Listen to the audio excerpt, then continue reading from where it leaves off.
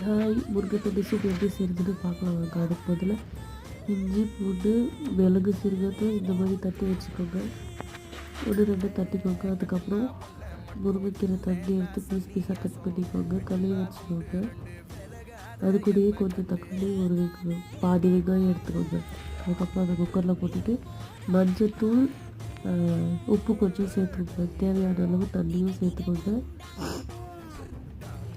சேர்த்துட்டு குக்கரில் வச்சு 5 விசில் விடுங்க. சளி பிடிச்சிட்டு கண்டிப்பாக ட்ரை பண்ணி பாருங்கள். சளி சீக்கிரமாக சரியாயிடும்.